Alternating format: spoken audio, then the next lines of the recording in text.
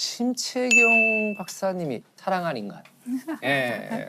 이 주제를 들으셨을 때 고민이 많으셨다고 그랬잖아요. 너무 고민을 많이 했어요. 일단 사랑이란 무엇인가부터 시작해야 했고 우리는 어떤 사람을 사랑하는가? 우리가 사랑한다는 것은 사실인가? 실제로 무엇을 사랑하는 것인가? 이런 생각을 사실 되게 많이 했어요. 너무 많은 고민을 쓸데없이 많이 했는데 우리 이제 쓸데없는 얘기하는 프로그램이니까 그 제가 좋아하는 작가 중에 이제 알랭 드보통이라는 네, 알랭 작가 드보통. 있는데 이 작가가 사랑에 관한 3부작을 쓰면서 이제 좀 사랑에 대해서 말하는 작가의 대표 작가 중에 한 명이 됐어요. 이제 알랭 보통의 책에서는 사랑이란 주제, 남녀 간의 사랑이란 주제를 놓고 여러 방면에서 조명을 하는데요. 그 작품을 보면 우리가 이렇게 연애를 하고 사랑하는 사람을 만나고 하는 게 그 사람을 정말 사랑하는 걸 수도 있지만 그 사람과 함께 있는 이 순간에 나를 사랑한다는 거예요. 내가 이렇게 멋진 식당에 가서 맛있는 걸 먹고 있는 나. 멋진 어떤 상대방과 함께 동반하여서 이 풍경과 분위기를 즐기고 있는 전시되는 나를 나. 사랑한다는 거예요. 그 지적이 저는 굉장히 많이 와닿았고요. 그래서 저는 제가 사랑하는 사람은 어떤 사람인가, 나는 누구를 사랑하는가를 생각했을 때 일단은 남편분은 아니신 것 같고. 서론이 너무 길었나요? 저는 전 것 같아요. 저는 일단 제가 제일 좋고 저를 제일 사랑하고 있고 다른 사람들을 볼 때 자기 자신을 잘 사랑하는 사람을 되게 좋아해요. 그렇죠. 자기 자신을 잘 사랑하고 있다는 거는 자기 자신의 모든 면을 잘 받아들이고 있고 네. 자기 자신에 대해서 잘 파악하고 있고 그런 사람이라고 생각을 해요. 제가 이제 대학원에 오고 싶어하는 혹은 천문학자가 되고 싶어하는 제 후배들이 이제 저한테 가끔 고민 상담을 하러 올 때가 있는데 전 천문학 하고 싶은데 어떻게 하면 되나요? 아니면 자기는 과학자 되고 싶은데 수학 과학을 잘 못해요. 물리 어려워요. 이런 식의 질문을 하러 와요. 제가 그 친구들한테 그걸 물어봐요. 직업 과학자가 되려면 사실은 대학원을 나올 수밖에 없고 박사 학위를 받는 게 거의 필수적이고 박사 학위를 받으면 그때 인생이 시작이 돼요. 이 과학자로서의 삶은 박사 학위를 받으면 끝이 아니라 그 시작에 햇병아리 박사가 돼요. 어떡해. 그러니까 그 과정, 그 라이센스를 따기 위해서 거의 20대의 거의 모든 시간을 대학원에서 보내야 돼요. 남들은 대기업에 학부만 졸업하고 대기업에 취직해서 대리 달고 과장 달고 하는 동안 난 계속 연애하고. 아직 대학원생이고 아직 대학원생이고 아직 대학원생인 거예요. 그래서 그 대학원생에 대한 밈이 그렇게 있군요. 그렇죠. 세상에서 예. 제일 불쌍한 사람, 뭐 집에서 자고 있던 대학원생, 뭐 이런 식, 예. 뭐 이런 식으로 맨날 항상 밈이 저는 전혀 몰랐는데. 농담 있어요. 원래 소년이 잘못하면 소년원에 가고 대학생 잘못하면 대학원에 간다고. 유명한 말이죠. 예. 우프다 우퍼. 네. 그러니까 그게 그 시간을 다 버틸 수 있는지 나는 그게 가치 있다고 생각하는지 내가 그 내 젊은 날의 시간과 모든 기회 비용을 다 투자하고 희생하고 할 만큼 내가 이것을 가치 있다고 판단하느냐 저는 그거를 제일 먼저 물어보라고 해요. 너 자신에 대해서 알아야 돼. 천문학을 아는 것보다 너 자신에 대해서 먼저 탐구해 보기를 바란다. 그 얘기를 항상 하거든요.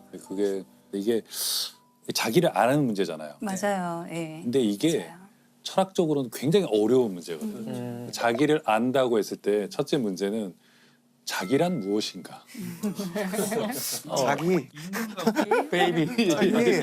나라는 것이 그러니까 불교에 그런 말이 있거든요. 나라고 할 만한 것이 없다는 사실이 있다. 이런 말이 있어요. 근데 아무튼 그게 좀 어려운 얘기지만 네. 나라는 것이 있나? 그러니까 왜냐하면 나라는 것이 자꾸 바뀌거든요. 맞아요. 근데 오늘은 내가 예를 들면 유튜버가 되고 싶은데 내일은 뭐. 가수가 되고 싶고 그럴 수 모레는 있죠. 또 누구의 걸 봤더니 영화 배우가 그렇죠. 되고 싶고 네. 인간은 자꾸 변하기 때문에 이 변하는 자아 중에 어떤 게 나냐 너무 어려운 문제죠. 맞아요. 최근에 이제 재밌었던 거는 김연경 선수의 인터뷰. 김연경. 네, 김연경 선수의 배구 선수, 인터뷰가 배구 선수. 저는 너무 마음에 와닿는 거예요. 그분의 인터뷰가 어떤 식이냐면 김연경 같은 선수는 100년에 한 번 나올까 말까 한 선수라고 생각하는데 정말 그렇게 생각하시나요? 물어보면 그분은 네라고 대답하시는 거예요. 정말 그렇게 생각합니다. 정말 그렇게 생각합니다. 동의를 하기는 하죠. 당연히 돼도 나오기 쉽지는 않기는 하죠. 쉽지는 않긴 하는데 그리고 뭐 팬들이 달아준 댓글 중에 제일 마음에 드는 거는 교회에는 성경, 절에는 불경, 배구는 김연경. 이런 식의 이야기를 뭐 인터뷰에서 맞는 얘기니까. 예. 예. 근데 좀 맞는 얘기잖아요. 근거가 있는 예. 자신감이잖아요. 근데 그거를 정말 자기가 막 거들먹거리면서 얘기를 하면 너무 싫겠죠. 그렇죠, 너무 그렇죠. 그렇게 꼴 보기 싫은 게 없죠. 네. 나 잘난 척하는 건데 이분은 그거를 내가 잘난 척한다는 느낌이 전혀 들지 않고 나 열심히 했고 그래서 잘했고 그래서 난 내가 좋아를 너무 당당하게. 뛰고 싶다라고 이제 얘기도 많이 하고 하는데 그거는 그 사람들의 생각이고 네, 제 생각이 중요한 것 같습니다. 제가 잘 결정할 수 있도록 하겠습니다. 그러니까 사실 너무 겸손한 것도 좀 이상하잖아요. 그렇죠, 막 사실. 우리나라는 너무 아무래도 겸손을 약간 뭐랄까 너무 이제 미덕으로 최고의 보니까. 미덕처럼. 또 그런 걸 볼 때 되게 김연경 선수의 그 자기 사랑이 너무나 건강한 모습이다. 좋은 표현입니다. 되게 본받고 예, 싶다 예. 그런 생각 너무 많이 들어요. 아. 이게 자기 자신을 잘 사랑한다는 게 예를 들어서 내가 김연경인데 나는 오늘 최고의 점수를 득점 왕이 됐어. 그러니까 나를 사랑해가 아니거든요. 내가 잘못한 점도 있겠고 내가 부족했던 점도 있고 근데 그걸 그냥 잘 인정하는 거잖아요. 다 수용하고 어제 내가 잘못한 것도 그렇죠. 나고 오늘 실수했던 것도 나고 뭐 내일 부족한 점을 좀 메꿔서 내일 더 잘하려고 하는 것도 나고 그러다 또 실패하는 것도 나고 그걸 받아들이지 않으면 나의 멋진 모습, 예쁜 모습만 사랑하면 너무 허울만 있는 거죠. 너무 무너지기 쉬운 모래성 같은 거고요. 내가 못난 점도 있고 내 가장 발자크스러운 점을 내가 스스로 가장 잘 알지만 그래도 그런 나를 사랑하는 것이 굉장히 어려운 일이에요. 심채경 선생님은 자기 자신에 대한 사랑을 얘기하시잖아요. 자기 애를 얘기하시는데 그러면 이제 심사위원 심채경, 선수 심채경, 자 도마 경기예요. 자 뛰어가다 탁 넘었어. 몇 점입니까? 10점 만점에. 아, 제 자신이요? 네. 제 자신은 저는 10점입니다. 아 10점입니까? 네. 아, 그러니까 멋있다. 그게 남이 평가하는 나는 5점이나 7점이나 네. 실격일 수도 있겠죠. 네. 경기장 밖으로 넘어 떨어졌을 수도 있지만 그게 나라는 심사위원한테는 그게 내가 10점인 거죠. 의외로 굉장히 외윤의 극강의 캐릭터세요. 아니 아까 말씀드렸잖아요. 목소리 제일 작으신 분이 제일 그러니까 위너야. 실눈캐 같은 거죠, 약간. 근데 이게 사람이 좀 약간 행복해지는 게 되게 어려우면서도 어찌 보면 되게 단순한 게 가치 판단의 무게 중심이 내 안에 있으면 되거든요. 우리가 천체들도 보면 무게 중심이 그 천체 안에 있으면 얘는 안정적으로 존재할 수 있어요. 근데 이 천체가 다른 천체들과 주고받는 무게 중심이 이 천체 밖에 있으면 궤도가 계속 섭동이 되는 거예요.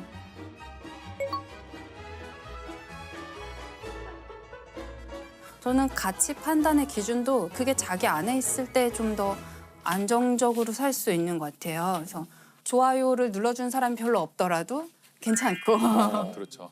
사실 그 지점인데 그 가치 판단의 무게 중심이 본인 안에 있기가 갈수록 힘들어지고 있어요. 그럴 수 있어요. 왜냐면 알고리즘이라는 것들이 계속 나에 대해서 데이터를 맞춰서 분석해주고 뭘 추천해주고 하는데 그거를 제가 좋아하는 내 색이라고 받아들이면서 사실은 비슷비슷한 테이스트나 비슷비슷한 색을 갖게 되는데 근데 나는 또 굉장히 내가 유니크한 무언가 뭐라고 생각을 하면서 사실은 끊임없이 그 알고리즘과 시스템의 영향을 계속 노출되는 세상이잖아요. 맞아요. 그래서 그 가치 판단의 무게 중심을 그 자기 안에 두는 게 사실은 연령이 저는 낮을수록 스마트폰에 친할수록 훨씬 더 어려워질 거라고 어려울 것 생각해요. 같아요. 네. 오히려 좀 혼란스러울 것 같아요. 그 SNS나 네, 네. 네, 아까 말씀하신 것처럼 자기 안에 있어야 된다고 그러는데 그 자기가 있느냐 이게 일단 문제고 이러면 오늘 녹화가 안 끝나요. 이걸 좀 반대로 생각해 보면 나의 경계를 조금 희미하게 흐릿하게 두는 것도 저는 좋은 것 같아요. 그래서 좋아요 수에 집착하는 나 어때? 상관없잖아요. 그럴 수도 있다. 예, 알고리즘이 추천하는 대로 그 알고리즘 아주 충실하게 따라가서 그걸 취향이 내 취향이라고 생각하는 나 또 어때? 예, 그것도 괜찮다고 저는 생각하거든요. 그래서 내가 나라는 자기 자신을 너무 촘촘하게 너무 가둬놓으면 그 안에 무게중심을 잡는 거는 발레리나가 발끝으로 서 있는 거랑 똑같은 거예요. 너무 쉽게 무게중심이 흔들릴 수 있어요. 근데 내 자신이 아주 바닥에 그냥 철푸덕 주저앉아 있거나 누워 있다고 생각하면 무게중심을 내 안에 유지하기가 너무 쉽거든요. 그래서 그런 면에서 조금 자기 자신한테 너무 엄격하거나 너무 어떤 특정한 모양으로 내가 있기를 기대하지 않는 것도 괜찮다고 저는 생각하거든요. 심채경 박사님께서 그 알랭드 보통의 불안이라는 소설 네네. 언급을 하셨는데 다들 읽어보셨을 거 아니에요? 안 시원하네요. 저 안 읽어봤는데. 보통 사람들 다 읽나 봐요. 네. 이게 자꾸 웃으면 안 되는데 웃겨요. 가끔. 예. 저는 좋아하는 책인데요, 네. 사실은. 어떤 이게 책이에요? 불안이 우리말로는 책 제목이 불안이라고 번역이 됐지만 원래는 지위 불안이라는 원제인데 손가락 그림이 나와요. 손가락이 하나 있을 때는 행복한 거예요. 우울하지 않아요. 근데 더 큰 손가락이 등장하면 이제 우울해지는 거예요. 이게 비교 대상이 나타나면 비교. 예, 나의 지위가 이제 불안해지는 흔들리니까. 거죠. 예. 그리고 현대 사회의 이런 지위 불안이 좀 더 심해진다는 거죠. 그렇죠. 예전에 작은 마을에서 살고 있을 때는 그냥 웬만해도 다 비교 대상이 별로 네네네. 없으니까 내 이 정도면 잘생겼지 맞아요. 이러면서 네. 살아갈 수 있었는데 이제는 비교 대상이 전 소설. 세계로 네. 확대됐고 소설이 진짜 큰 것 같아요. 네. 네. 그 지위 불안이 심해졌죠. 네. 청소년. 흔히 그런 건 이제 열등감, 그렇죠. 뭐 네, 열패감, 네. 뭐 네, 네. 이렇게. 이게 열등감과 열등감 콤플렉스는 다른 거예요. 네. 오. 열등감은 누구나 다 있죠. 네. 근데 나만 있는 걸로 생각하지만 그 열등감은 발전의 도약이 되죠. 아 그렇죠. 근데 이걸 인정 안 하는 게 열등감 콤플렉스예요. 아. 그러니까 작은 키가 큰 보폭으로 갖는다든지 오. 아, 네, 큰 사람이 어깨를 더 크게 움직여야지 목소리를 더 크게 한다든지 이건 있는 그대로 받아들이지 않고 역으로 열등감 콤플렉스가 돼버린 거죠. 열등감 얘기를 해주시니까 이제 다시 김연경 선수의 이야기로 좀 돌아가고 싶은 네네네네. 생각이 드는데요. 그렇죠. 김연경 선수에서 여기까지 왔어요. 맞아. 네, 그 김연경 선수가 그런 너무나 자신만만해 보이는 인터뷰 같은 거를 할 때 그 인터뷰가 거만하거나 오만해 그렇죠. 보이지 않는 그런 여러 가지 이유 중에 하나는 이분이 옛날에는 굉장히 키가 작은 선수였다고 그랬었다고요. 하더라고요. 예, 예. 초등학교 4학년 때인가 배구를 시작했는데 중학교 3학년 때까지 배구단에서 제일 작아서 계속 벤치에만 있는 거예요. 자기는 경기를 뛰고 싶지만 계속 벤치에 앉아 있고 뭐 그런데 그 상황이 되면 누구나 굉장히 열등감, 열패감에 사로잡힐 수 있죠. 나는 왜 못 뛰지? 나는 뭐가 부족해서 아니면 배구 그만둘까? 이런 고민을 분명히 했을 텐데 너무 재밌는 게 이분은 그 벤치에 앉아서 선수들의 플레이를 계속 봤다는 거예요. 계속 관찰을 해서 이런 플레이를 하면 이런 결과가 나왔고 저기서 저 선수들이 어떻게 뛰었더니 이런 좋은 세트 플레이가 나왔고 이런 거를 계속 관찰할 수 있는 되게 좋은 기회로 삼았던 거예요. 벤치에서 마치 감독이나 코치가 된 것처럼 몇 년을 배구 경기를 열심히 관찰했기 때문에 나중에 본인이 정말 키가 훌쩍 자라서 본인이 직접 플레이를 하게 되었을 때는 이 배구 경기장의 흐름을 너무나 잘 아는 선수가 된 거죠. 저희는 벤치에 앉아 있는 순간이 매우 길죠. 3년, 4년. 네. 이러니까 이 작품을 하다 이 작품이 잘못해서 엎어지고 이 작품에서 엎어지고. 그동안 그래서 다른 감독들은 성공하고 네. 그걸 계속 보는 거죠. 그렇죠. 저도 뭐 생각해 보니까 처음에 이제 영화 감독이 됐을 때 그 기술적인 것들을 너무 모르는 거예요. 네. 저는 연출부 아주 잠깐 하고 시나리오 작가로 데뷔를 해가지고 시나리오를 하다가 나중에 이제 그 감독 데뷔의 기회를 맞은 거거든요. 그래서 그게 저한테는 초창기에는 감독이 제일 모르는 것 같은 거야. 현장에 대해서. 그러니까 혹시 저 사람 눈치채면 어떡하지? 뭐 이런 생각 갖잖아요. 그럴 수 있죠. 나의 은밀한 고민들이 생기는 거야. 어디 가서 얘기도 못 하겠고. 그렇죠. 누구한테 얘기를 해요, 이 얘기를. 다 나만 보고 있는데. 그래서 솔직하게 우리 촬영 감독님하고 조명 감독님한테 얘기를 했어요. 나는 현장 출신이라서 모르겠어. 지금 어떻게 돌아가는지 모르겠고 초기에 아예 모르겠다. 너무 그리고 용감하시. 이게 맞는지 틀린지 우리가 이제 연출부 때 보면은 감독님이 컷 오케이 모르겠어. 뭐, 이거 다시 해. 막 이러는데 사실 지나고 보니까 감독님들도 잘 몰라요. 잘 몰라. 그래서 선글라스를 끼는 거야. 감정을 안 들키려고. 동공지진 이런 걸 안 보이게 하려고. 쟤도 모르겠거든. 괜히 뭔가 마음에 안 드는 것 같이 이러고 하는데 그래서 솔직히 저는 이게 이 컷이 왜 좋고 왜 나쁜지 그걸 잘 모르겠어요. 경험이 없어서 그런지. 그 촬영 감독이 이런 얘기를 처음 들어본 거예요. 신인 감독인데 감독이 나한테. 왜냐면 대부분 그런 얘기 안 하잖아요. 우리 얘기를 했어. 대단하시다. 그러니까 우리 촬영 김성복 촬영 감독님 그분이 그 당시만 해도 A급 특 A급이죠. 뭐 쉬리, JSA 엽기적인 그녀 그러니까 아이고. 한국 영화 흥행 5 중에 세 편을 하신 분이었어요. 아이고. 장 감독 그럼 우리가 도와줄게요. 네, 네. 사실은 어찌 보면 제가 현장에서의 자존감 을 가진 거는 그래 나에게는 조력자들이 있고 예, 예. 나에게는 최고의 전문가들이 있다. 그 사람들한테 배우고 그분들이 해주는 조언들을 내가 판단하면 된다. 그렇죠. 교수님 말씀하시니까 갑자기 제가 그 생각이 들었어요. 네. 그러니까 저도 그런 생각을 되게 많이 했던 게 뭐 에미넴이나 뭐 나스라든지 카니에 웨스트라든지 에픽하이 타블로 형이라든지 그런 분들을 보면서 잘 아는데 아무리 해도 제가 그 사람들보다 기술적으로 랩을 더 잘할 것 같진 않아요. 그리고 가사도 뭐 모르겠어요. 깊이가 막 엄청 그 사람들보다 있는 것 같지도 않고 단순히 나는 이제 BTS라는 팀을 해서 영향력을 얻긴 했지만 그러면 굳이 내가 내 솔로 음반을 굳이 내서 어떻게 보면 이 소음 주파수 덩어리를 굳이 그 음악 플랫폼 사이트 옆에 예를 들면 책 서점이면 그 옆에 하나를 꽂아놔야 이유가 뭔가 뭐냐. 그냥 나 좋자고 만들고 취미로 해서 친구들끼리 듣고 참 좋네 이러고 잊어버리면 될 일인데 그거를 굳이 전시를 하고 그거를 내가 용감하게 직업인으로 프로로서 평가받으려고 하는 이 마음은 무엇인가라고 생각했을 때 결국 제가 잘하는 나스, 에미넴, 카니 웨스트와 타블로가 하지 못하는 네. 그 나만의 모서리가 있다고 저는 믿거든요. 그 오리지널한 주파수가 네. 분명히 있다. 그게 뭐 95.9인지 97.1인지는 모르겠지만 분명히 나한테도 그 모서리가 있다라고 믿는 그 마음 때문에 저랑 에미넴의 앨범이 동시에 같은 날 나온다고 해도 저는 저를 지킬 수 있을 것 같고 와. 제가 유효한 그 마음을 지킬 수 있을 것 같아요. 네. 멋있다. 응원합니다. 야, 잘 될 멋있는- 것 같아요. 이건 멋있다. 그래서 그 열등감을 극복하려고 그런 생각을 되게 많이 했었던 좋죠. 것 같아요. 건강한 거죠. 네네. 열등감은 건강한 겁니다.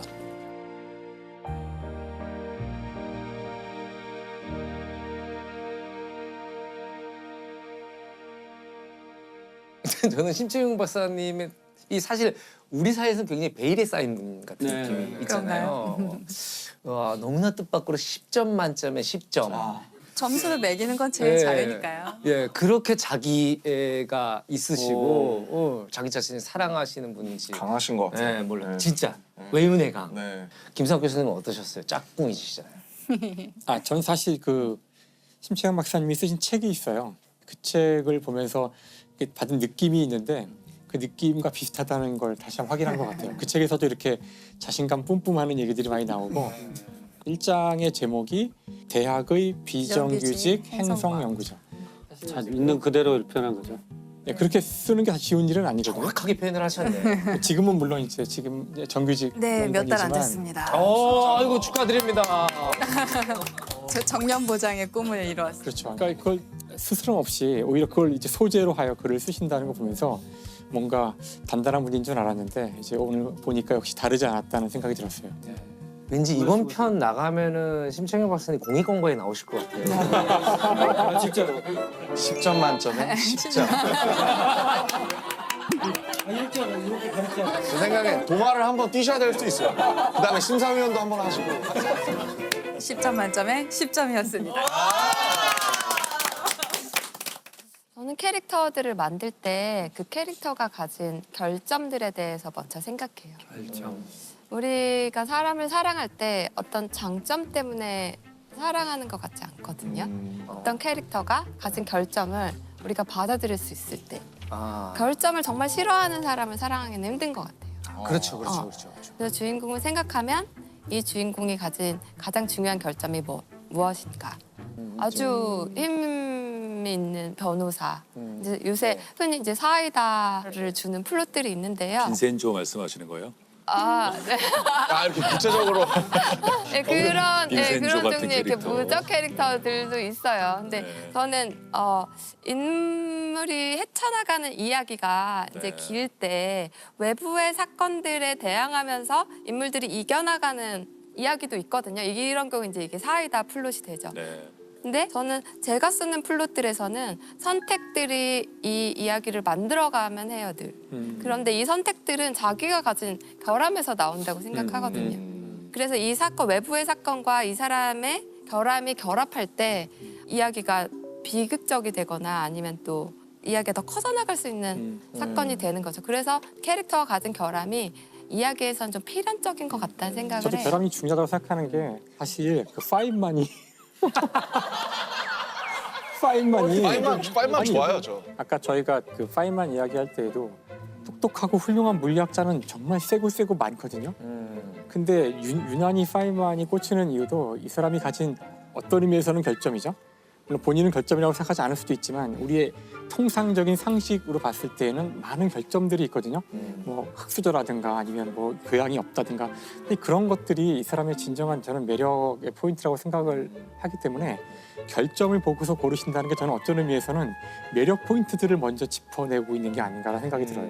그런 결점들에 사실은 시청자나 독자들은 자기 자신의 모습을 보거든요. 네, 그렇죠. 그런 결점을 가지고 있지만 이 사람은 결국 성장할 수 있었고 또 이 사람은 성공할 수 있었다는 것에서 희망을 찾는 것이기 때문에 수용할 수 있는 좋은 결점을 찾는 게 캐릭터를 만들 때 중요한 것 같아요.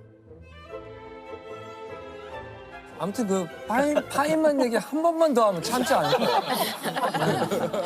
김영하 작가님은 지금 정세영 작가님 만들어내는 그 캐릭터 만들어내는 방식에 네네. 대해서 어떻게 생각이 드세요?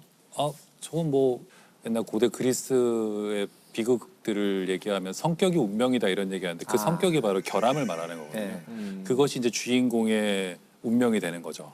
이게 예를 들면 뭐 여자를 밝힌다든지 아니면 뭐 오만하다든지 이런 것들이 처음에는 문제가 되지 않다가 상황이 좋으니까 좀 말씀하신 것처럼 여러 선택을 하다가 마지막에는 결국 그것 때문에 망하게 되리라는 것을 우리는 예측할 수 있죠.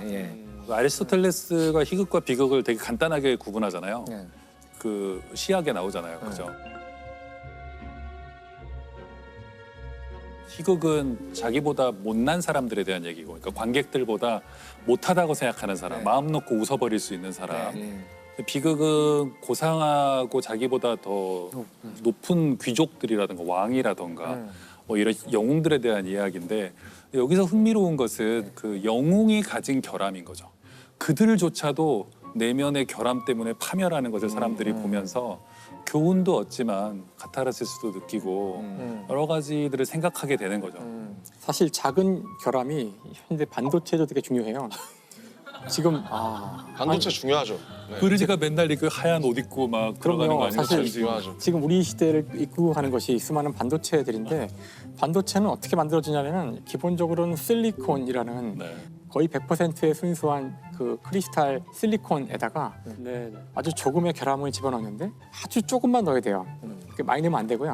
아주 약간의 그걸 이제 도핑이라 그러는데 그걸 굉장히 컨트롤을 잘해서 조금 넣을 수 있는 그 기술에 의존을 해요. 그래서 하얀색 이걸 쓰고 이제 삼성 반도체에서 거기 그 굉장히 순도를 잘 재어야 되기 때문에 이런 약간의 불순물이 만들어낸 그 미세한 차이가 지금 현재 작동하는 스마트폰, 컴퓨터 모든 반도체의 원리죠. 결함의 예술이네요. 결함의 예술이죠. 결함을 조금만 넣는 그 기술. 제가 그게 이래서 알스 시리즈를 참 좋아하는데 그리스 비극 얘기하다 갑자기 10초 만에 반도체로. 10초 만에 2000년을 10초 만에 반도체로 가지고 그 전환은 경이적이었어요. 그러면은 그 창작하시는 프로세스에 결함의 설정부터 작업을 하시는지 어떻게 진짜 이거 궁금해요. 창작 과정이 좀 어떻게 캐릭터를 만들어내시는 과정. 저는 약간 인간을 좀 기계 장치처럼 생각하는 편이에요. 그런 데카르트의 기계론 있잖아요. 우주도 인간도 기계로 설명할 수 있다. 그래서 그런 게 있구나. 일단은 그 한 사람 인간의 목적을 먼저 설정해봐요. 이 캐릭터가 어디로 가는 캐릭터인가? 네. 그 다음엔 동력 장치가 뭔지 생각해봐요. 사람한테 엔진이 있다고 생각하고 무엇으로 이 인간은 움직이는가? 대체로 이런 동력 장치들이 인간관계, 감정들, 이 사람을 지배하는 감정들일 때가 많고요. 이제 목적들은 마지막에 성취하고자 하는 거, 예를 들면 작은 아시들에선 700억 이런 식으로 설정할 때가 많아요. 근데 보통 이렇게 작가님들이 이렇게 주시잖아요. 대본을 이렇게 주시면은 우리는 비주얼로 만들어야 되잖아요. 비주얼 그래서 작가님한테도 많이 들어요. 이게 어떤 인물인지, 어떤 머릿결을 가지고 있고, 이 사람은 피부 상태가 어떻고 막 이런 걸 듣는데 저는 작업을 하다 미궁에 빠진 적이 있어요 한 번.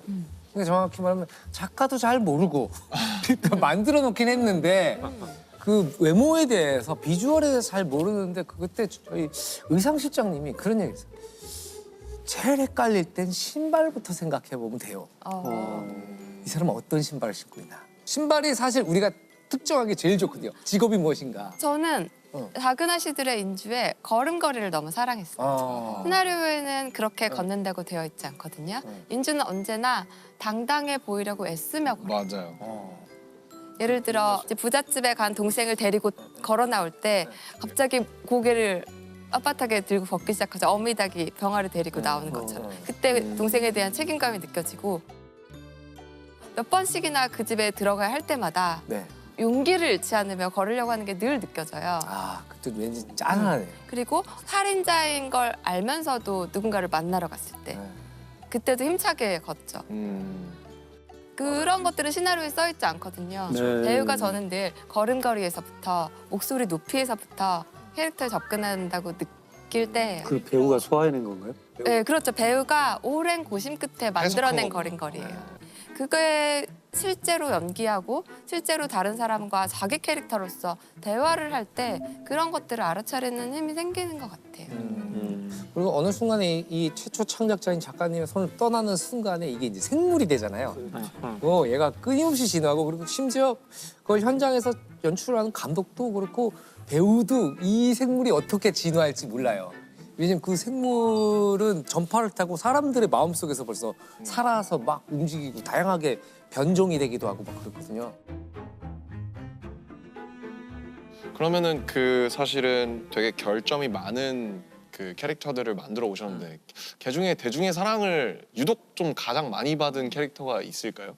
저는 헤어질 결심의 설애인 것 같아요. 역시 그런 것 같아요.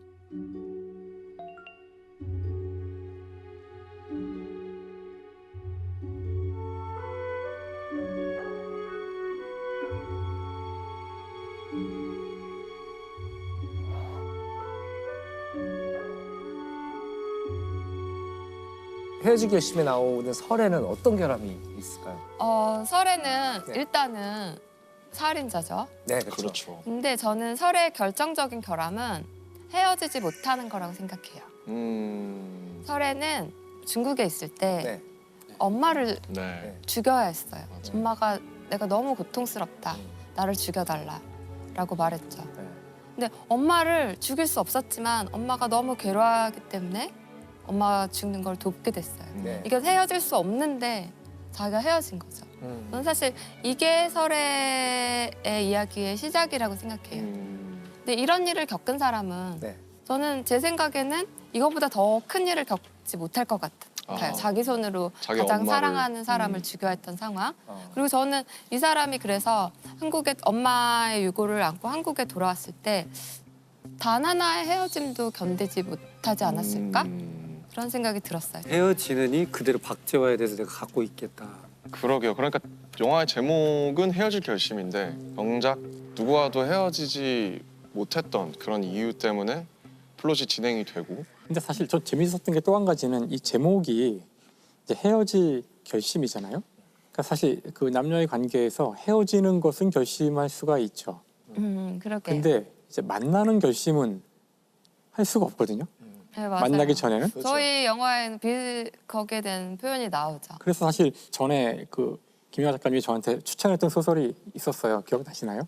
반드시 보십시오. 여러 번을 추천했던 것 같은데 그건 저한테 정말 정색하고 꼭 보라고 했던 소설이 여러 권 있었던 것 같은데요.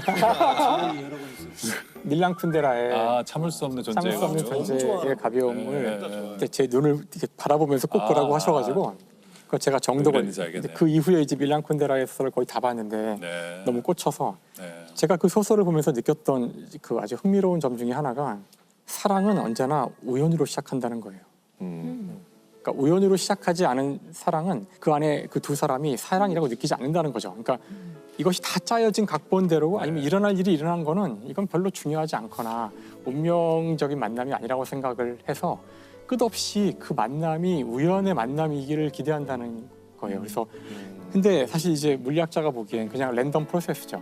네. 그냥 실수거나 우연히 벌어진 일인데 그렇게 일어난 사건만이 그 사람들에게 이것이 정말로 진정한 사랑이라고 믿게 되는데 문제는 시간이 지나면은 우연으로 시작한 사랑에 이것이 필연이라는 것으로 이제 변화가 둔갑을 하죠. 시작은 우연이었지만 그것을 필연으로 바꾸는 이 과정이 사랑하는 과정이다라는 그걸 끝없이 보여주게 되거든요. 근데 그것이 놀랍게도 수많은 자연이 그렇거든요. 헤어질 결심은 거기에 좀 잘 맞는 영화인 것 아 같아요. 그런가요? 제가 영화를 보면서 내가 이제까지 쓴 영화 중에 가장 자연에 가깝다라고 느낀 영화였어요. 내가 의도해서 쓴 대사 이런 것들을 비껴나가는 연기들이 너무나 많고 아하. 그 장소가 주는 느낌들 그것 때문에 신이 바뀌는 경우가 많고 마치 제가 결말을 모르는 사람 같았어요. 결말을 모르고 충격을 받은 사람 같았어요. 그러니까 던져놓은 걸 시작으로 해서 진화가 돼간 거군요 스스로. 네, 자기 조직화되는. 네, 맞아요. 그래서 저도 그런데 관객들도 역시 이 영화가 가지고 있는 자연의 힘 같은 거대한 힘을 느끼겠구나 그렇게 생각했었어요. 사실 저는 이제 이 영화가 저한테 결론이 없고 강요하는 게 없는 것 같아서 너무 좋았어요. 뭔가 이 영화가 담고 있는 메타포들이 저한테 너무 와닿고 그런 것들이 너무 좋았고 뭔가 강요하는 게 없이 제가 생각할 수 있는 여백, 그러니까 제가 저를 투영해 볼 수 있는 지점들이 너무 많았어요. 내가 혜준이라면 어땠을까? 내가 설애라면 어땠을까? 그런 것들이 계속 하는데 근데 결론적으로는 뭔가 저 나름의 결론을 제가 만들면 되는 느낌. 네. 아, 제가 남중근을 처음 이렇게 본 이후로 이렇게 폭주하는 영화가 뭐 거침이 없고 막 폭풍처럼 보이시네요. 정선영 작가님 지금 이제 아까 뭐 말씀 중에 그런 얘기 들었잖아요. 이렇게 뭐 지금 쓰고 있는 캐릭터는 제일 사랑한다. 네. 근데 지금 그 아까 새로운 작품을 하신다고 잠깐 들었거든요. 시작하셨다고. 그 안에 캐릭터는 결함이 무언가요? 그 안에 캐릭터는 자기 자신을 잊고 있는 점일 것 같아요. 저는 첩보 멜로물을 쓰고 있거든요. 첩보 멜로물. 첩보라는 것은 자기 정체성을 잘 숨기는 사람들인 거죠. 그래서 결국은 이제 자기가 누군지 모르는 사람이 자기 자신을 찾는 이야기. 그게 본 아이덴티티 아니에요? 아니 그러니까 첩보물의 정석. 아 알겠어요. 정석. 근데 이제 저희 스파이의 특징이라면 나이가 이제 40대 중반이에요. 저는 이제 40대 중반이라는 나이의 캐릭터를 이제 처음 다뤄보게 됐는데 네. 그 나이의 특징 중에 하나가 이제까지 삶을 되돌아보면서 이제 다시 삶을 세우는 나이라고 생각하거든요. 근데 이 다시 세우는 삶은 이전까지 살아온 삶에서 잃어버렸던 자아를 다시 찾는 과정이라는 생각이 좀 들었어요.